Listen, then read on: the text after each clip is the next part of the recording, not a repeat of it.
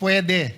So kung ang official ng presidente is to have certain decorum sa presidente ng China, pwede yung isang general hindi sumunod. Ang sa kanya, bastusin natin yung Pangulo Mr. ng isang President, bansa. that is his interpretation? No. Bastos yun. No, that is your interpretation. No. So if I ask them well, now... Mr. President, we beg to disagree. Can you show the slide? Mr. President, we beg to disagree.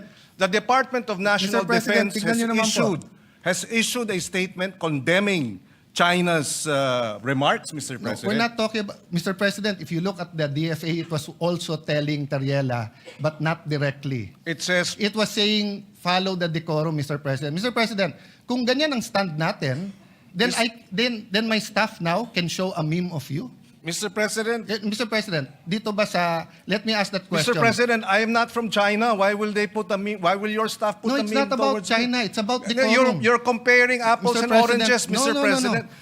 You are simplifying Session what is is a suspended for 1 minute. complicated Kailangan natin magkaisa sa issue na to. Atin to. And some want to make it a political issue. Sila pro-China, kami anti. Hindi po.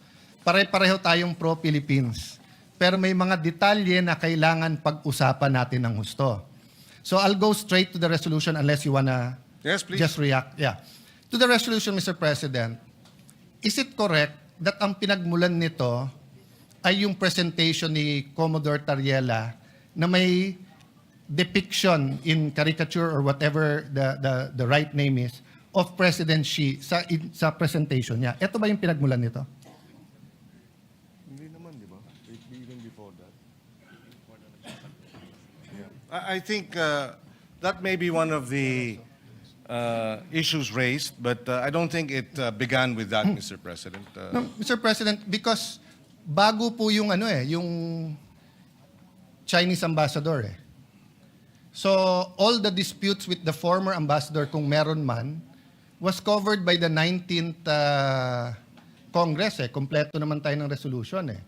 So lumala ito nung nagkaroon ng caricature regarding the president of China. So, saan yung side by side? Pakita mo.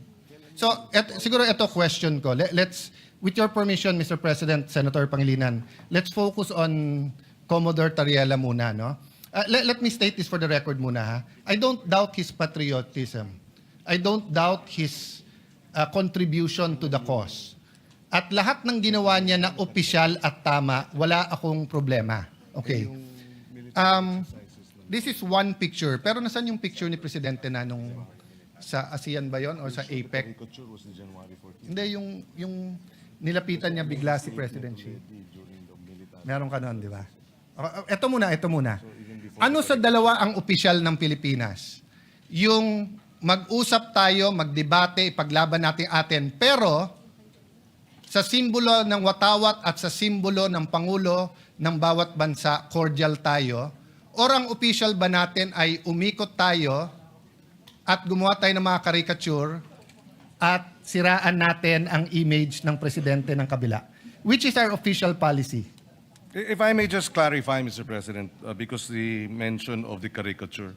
Mr. President, according to the information, the caricature came out January 14. But even before that, Mr. President, I publicly came up with a statement expressing concern about the military exercises, live military exercises undertaken by China in the Taiwan Straits. That was in December. And there, Mr. President, I was called out by the Chinese embassy spokesperson saying, reminding me that I should respect the one China policy.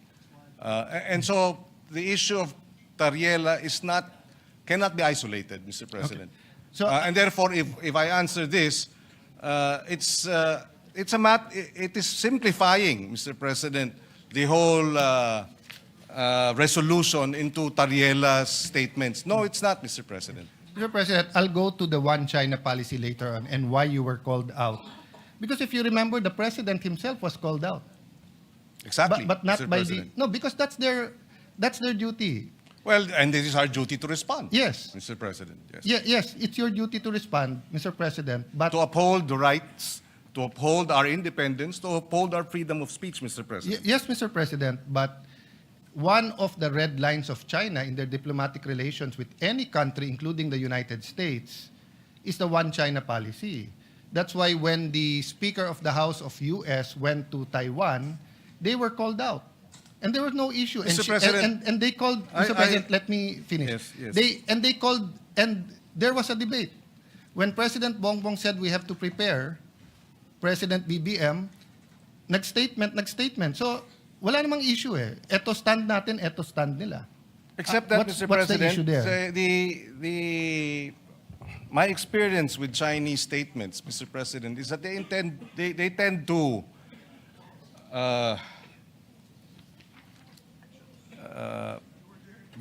to be inaccurate, or they tend to make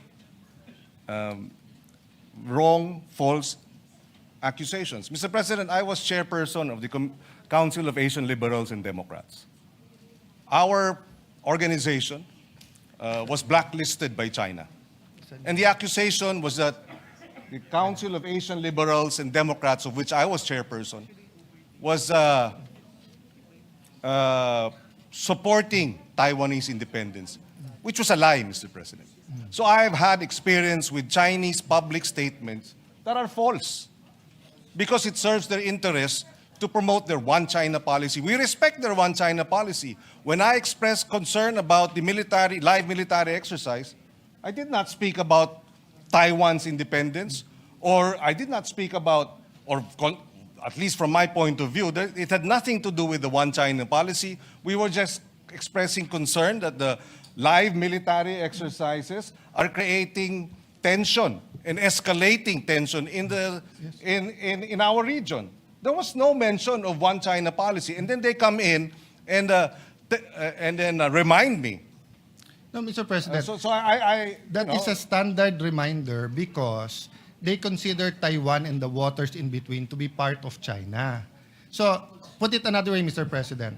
Sa kainitan ng secession movement ng Mindanao, kung may statement ang isang opisyal ng China, dahil nagpadala tayo ng military sa Marawi, hindi ba ang diplomats natin sa Beijing sasabihin din sa kanila, huwag kayong makialam.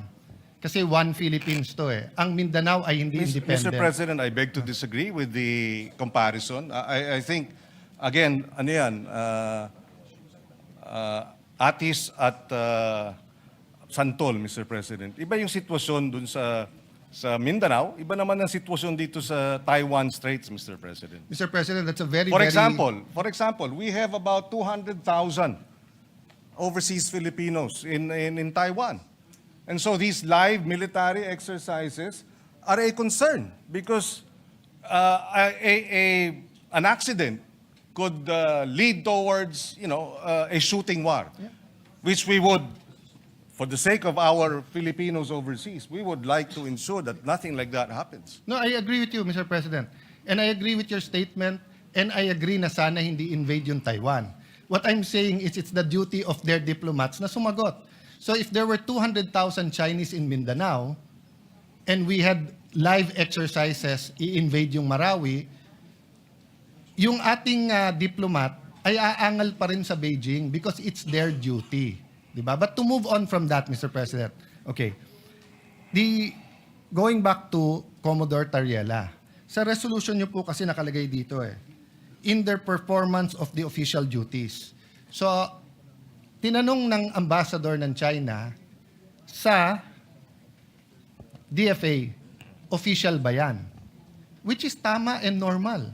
So if in Beijing, yung isang general doon ay maglabas ng caricature ni BBM, ipare-recall natin yung ambassador natin doon pag hindi siya nagtanong, nag-protest na bakit, at pag hindi sinabing official ba yon. Kasi yung Pangulo natin takes effort and time for good relations despite the dispute. Tapos yung general, naka-uniforme pa siya, on official time, will show this caricature. So my point, Mr. President, is naghahalo-halo kasi itong resolution na to kung ano tama at mali. Let's assume, I will not grant because hindi ko alam yung statements niyo, Mr. President. I have to admit that. Okay? Pero naghahalo din yung statement si Tarriela. We cannot pass this resolution saying that Commodore Tarriela is correct because he's wrong. If he just simply stated, I love the Philippines, I will fight for our territory, I'll fight for our sovereignty rights, I will do my duty, but sorry, dahil uminit ulo ko, nilabas ko to, pero hindi official yan. Tapos tayo. We beg to disagree, Mr. President, that Mr. Commodore Tarriela is mistaken. So- We would not have put this resolution and authored it if we felt See, Mr. so Tarriela. that's what I Commodore. want to elicit. So the authors of this resolution is saying, pwede. So kung ang official ng presidente is to have certain decorum sa presidente ng China, pwede yung isang general hindi sumunod. Ang sa kanya, bastusin natin yung Pangulo Mr. ng isang President, bansa. that is his interpretation? No. Bastos yun. No, that is your interpretation. No. So if I ask them well, now... Mr. President, we beg to disagree. Can you show the slide? Mr. ulit? President, we beg Mr. to disagree. President, The Department of National Mr. President, Defense tignan niyo naman po. has issued a statement condemning China's remarks, Mr. No, President. we're not talking about... Mr. President, if you look at the DFA, it was also telling Tarriela, but not directly. It says, It was saying, follow the decorum, Mr. President. Mr. President, kung ganyan ang stand natin, then then my staff now can show a meme of you. Mr. President, Mr. President, dito ba sa... Let me ask that question. Mr. President, I am not from China. Why will they put a meme? Why will your staff put No, a it's meme not about towards me? China. It's about decorum. You're comparing apples Mr. and President, oranges, no, Mr. no. President. You are simplifying Session what is is a suspended for 1 minute. complicated na international.